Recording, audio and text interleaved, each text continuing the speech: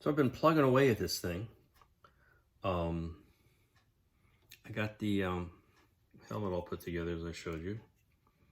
And I did paint the silver covers, and they look really nice on there now, painted versus the bare plastic. Like I say, these are still bare plastic, and that metal just doesn't make it for me. So I got to paint these. Some sub-assemblies here. This backpack is going to be interesting. This is where the battery goes for the lights. So I need to be able to remove that cover if I ever need to put new batteries in. So that's something to keep an eye on. This is the leg hip area, which looking at, there's nice pictures in the instructions that show what this thing looks like. And gives you some preview of where you're going to want to do things. So I kept going and plugging away here, and here's one of the legs. And, you know, it articulates, you know, the leg, the foot moves and the knee bends and all this stuff, two different places. Problem is, you know, I don't like this look, and this needs to be filled in more. You see, you know, in actual photos, there's almost a continuous cover around the bottom of the legs and those pants. There is a gap here, so that's okay. And, you know, that's this area, so I don't have a problem with this. There's a piece on here that I'm thinking actually of having it come out, but I think I'll probably just fill this all in with either probably the Epoxy Sculpt. That'll fill that in better than putty, and then maybe smooth out the top with putty and have that all blended in. But this gives me an idea of how this is going to go. Gonna glue these seams together, pick an orientation, and put some glue on there, and then fix it in a position and attack the putty towards the end. So I'm going to kind of keep these loose because that comes right out. It's all pressed fit. The part's really well engineered.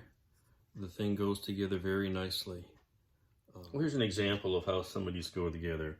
This is part of the knee joint, and here's that kneecap piece. They're very well engineered. You see, there's like a T-shaped post on here, so it can only go on one way. And I'm going to put on a little bit loose in case I want to take off and take advantage of these features, although I'm probably not. We'll see. And then you've got the pieces that wrap around. If I can follow the instructions here properly. Looks like this goes in here. That'll just pop in there. It's kind of snug. And it'll bend. So, but I'm gonna solidify all these joints. But that's kind of how it goes together. So we'll keep building this other leg. So I'm gonna show you how some of these parts go together. I've got both legs assembled.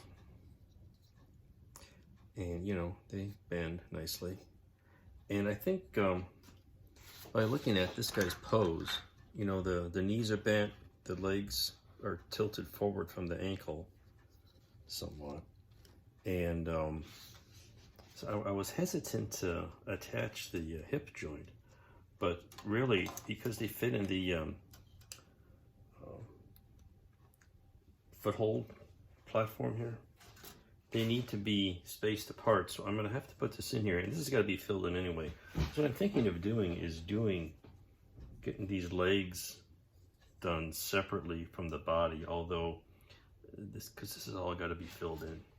So I'm going to do a few more pieces and then decide when to start fixing the whole balance. And I may want to do the torso to get a sense of where everything is going here, so it's not all out of whack, but loosely assemble stuff.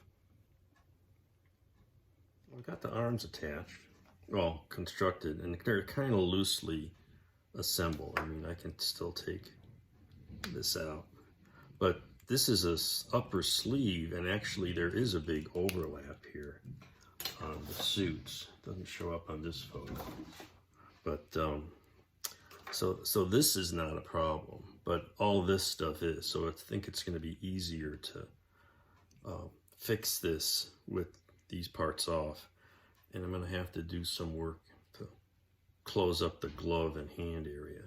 So what I'm going to need to do is kind of get the pose I want, lock it all up, and then probably at least do the arms separately. And I think you know, this goes in here, and we'll have to see how, you know, how the arm goes in this central area. I'll have to see how tight that is.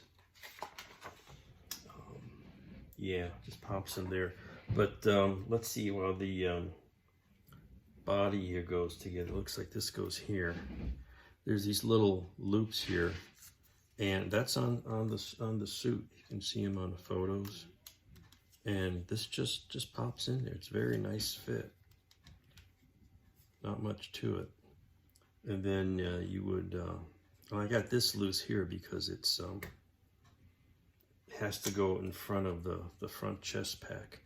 So it's a matter of figuring out what you want to assemble before you paint.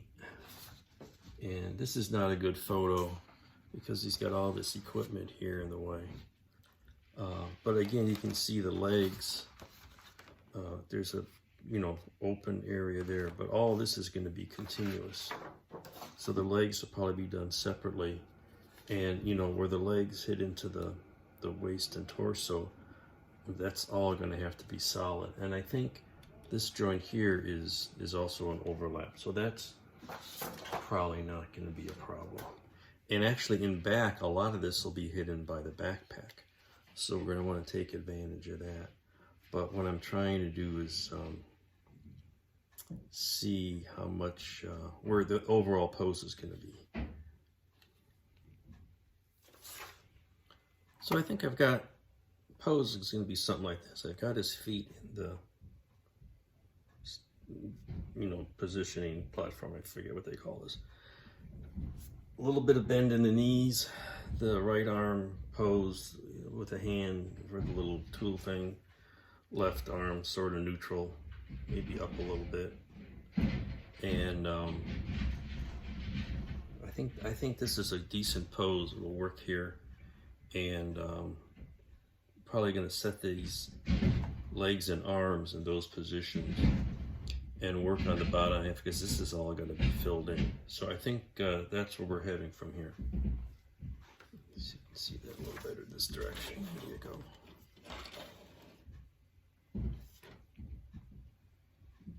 So now it's time to take a look at this. I got some two-part Aves Apoxie Sculpt mixed up. And I'm going to start by making it into a flat pancakes. And I'm leaving it in the mounter to get the legs right. But this has been glued on. And I'm just going to start out by pancaking this in and filling this in to get the elevation the same. And then what I'll do is probably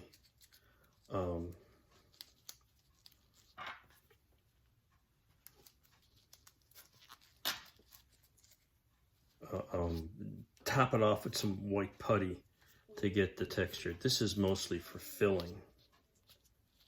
If I can get this in a shape I like. The gloves are, because the stuff is kind of got some fun chemicals in it. Rather not have it on my skin. On the other hand, it seems to be sticking to the gloves in a, unfortunately, but you can see I'm just gonna fill that in with this stuff and press it in there. And this can be carved after it hardens, but this will also bond these seams. And you can take various shaping tools and already start to form it. You want some wrinkles in there, maybe very subtle, at least initially. And there's these strips in here. I can just add bits of styrene strip to that.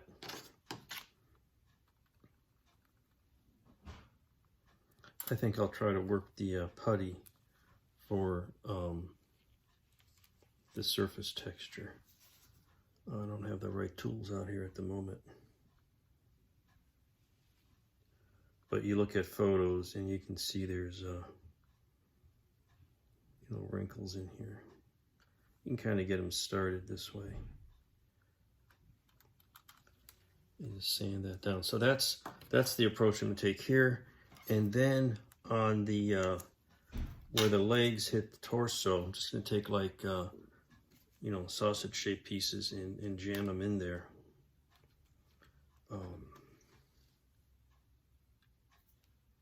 To fill that, if I can get it to stay. Here we go. Because it's just fabric, so you can see what I'm doing there. It may take several applications because that's very hollow. It's very hollow in there.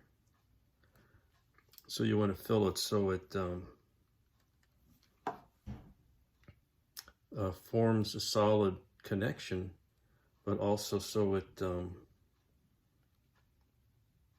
can be used as the basis for a little carving later on, perhaps. But that'll make that look a lot less toy-like.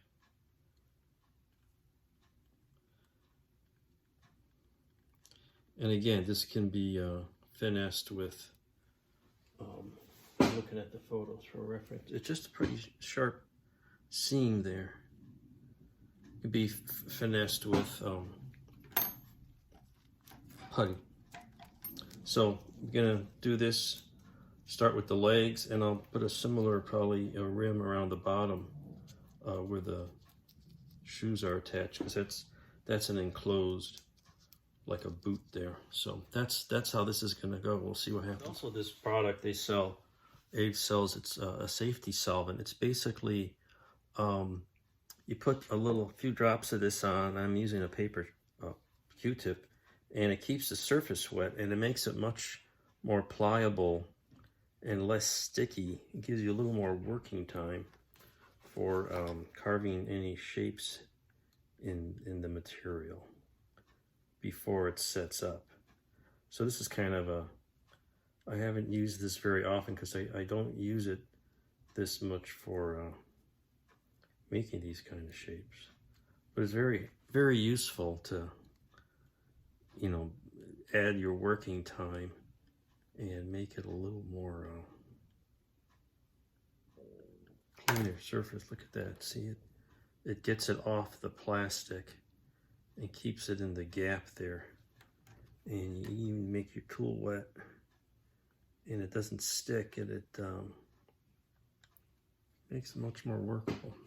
And you can even kind of smooth it out, get some of the fingerprints off.